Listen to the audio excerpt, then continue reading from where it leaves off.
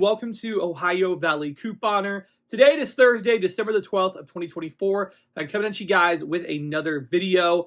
And oh my gosh, guys, I totally didn't see this one coming. I really didn't. I have been talking about this whole thing for the last couple of years with a potential thing that Kroger was trying to do. And we finally have reached like a verdict on what we know is going to happen with this. But the direction that this took, I seriously did not think it was going to end up this way. Like, I didn't imagine that this was how it was going to go once everything went down. So I am excited to be telling you guys all about this today. And so yeah, this is major news for Kroger shoppers as well as for Albertsons shoppers, which also includes like Safeway, Tom Thumb, Vons, a bunch of different stores. This is big news, and so I am going to be telling you guys all about it and also where we are at now because, you know, kind of short-lived excitement when I found out the way that like the whole, like what the courts decided. I was like, okay, that's a good thing. But then now one of these chains is kind of lashing out at the other one, which in turn could cause even like different problems now to us as shoppers. So I don't know. I'm going to be talking all about this, let you guys know what happened and give you my thoughts on the situation. I would love to know your thoughts down below. So without further ado, let's just dive right into this. So basically for the last couple of years, Kroger and Albertsons have been trying to merge the two chains together so that Kroger would own the entire thing. So Kroger would own all the stores. Mergers are not new to Kroger. Kroger has merged with a bunch of other store chains. In fact, these Kroger affiliates that you guys have, most of them are from mergers. So Kroger acquired these chains and just kept the name, which is likely what would have happened with Kroger and Albertsons. So, you know, Kroger would have owned these stores. They would have run the Kroger sales most likely, but it still would have been called, you know, Albertsons or Safeway.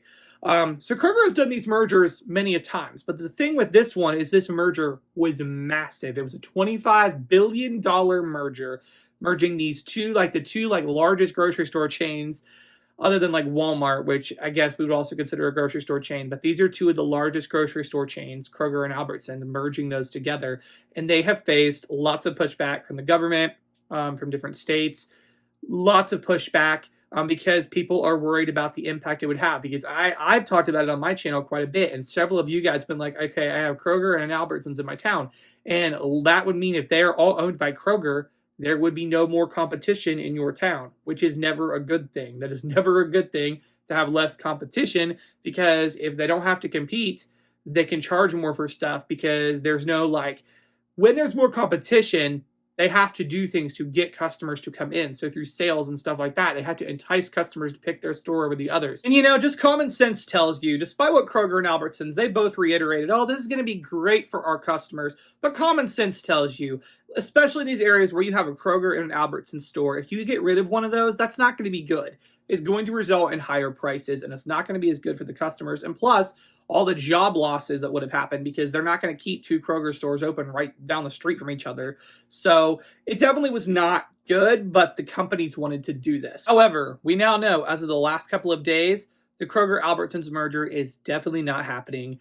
After their last court case, and this was just continually being blocked, Albertsons decided to terminate their, you know, proposal or whatever, their merger agreement with Kroger. And in fact, they are so mad at how this went down, they are suing Kroger. Yes, suing Kroger. So these CEOs were like, oh, this is going to be awesome. We're going to be together, blah, blah, blah. And now they're so mad that they're suing. So yeah, that is pretty wild. So I didn't expect that. But Albertsons is suing Kroger because they are saying that they caused them billions of dollars in damages to the Albertsons business, employees, shareholders, and customers. They're also saying that Kroger basically refused to address the regulatory concerns to be able to get this merger, passed. And they're also saying that Kroger acted in its own financial self-interest, repeatedly providing insufficient proposals that ignored regulators' concerns. It says Kroger's self-serving conduct taken at the expense of Albertsons and the agreed transaction has harmed Albertsons shareholders, associates, and consumers. We are disappointed that the opportunity to realize the significant benefits of the merger have been lost on the account of Kroger's willfully deficient approach to securing regulatory clearance. So Albertsons is straight up saying Kroger ruined this. Kroger didn't do what they're supposed to do to get this merger to be approved. So yeah, Albertsons and Kroger are not friends anymore. And Kroger is coming back and saying, like, this is ridiculous. They're saying the claims are baseless and without merit. Kroger refutes these allegations in the strongest possible terms, especially in light of Albertsons' repeated intentional material breaches and interference of the merger process. So they are calling out Albertsons, saying there was like breaches and that they're really the ones to blame. And they're saying they're going to prove this in court. So yeah, it says that the lawsuit is a clear attempt to deflect responsibility and denied that Albertsons is entitled to a breakup fee and argued that Kroger went to extraordinary lengths to uphold the merger agreement throughout the entirety of the regulatory process, and the facts will make that abundantly clear. So that was the rebuttal from Kroger to Albertsons, like about their claims and stuff. So basically at this point, they're just pointing fingers at each other, and they're like, oh, well, Albertsons is to blame, Kroger is to blame. Who's really to blame? I don't know. But they are basically pointing fingers at each other. So this is far from over. I mean, the merger is definitely not happening, which is exciting. Like, I'm glad that we are still going to have, competition, because even if you didn't have an Albertsons, like I don't have an Albertsons store, but what I feel like would have happened is Kroger wouldn't have had to compete as much with one of the biggest grocery store competitors being with them. And so that's good that we're not going to lose the competition. I know a lot of you guys tell me you like Albertsons a lot and you have both. So I'm glad that we get to still have the competition. However, despite the fact that this merger was blocked, I still feel like we are going to have some impact from it, because they're not, just letting it go. Now Albertsons has started up this court battle, and they're like, we're going to sue Kroger, and this is all their fault, and we are facing all these damages and all this stuff because Kroger didn't do their job, and now Kroger in turn is suing them. And so whoever the loser is in the case, it's going to make an impact. So with Albertsons, and maybe I'm wrong, but it looks like to me they were really banking on this happening with Kroger, and now that it's not, it seems like to me they are trying to recoup a lot of the money that they invested into this merger. In fact, it is showing Albertsons' net income for the quarter ending August 31st, 2024, shows a 45.49% decline year over year. So that's quite the decline, and it kind of makes sense because they just put a lot of money into the Kroger, like in the federal court cases and stuff that they were having over the last few months.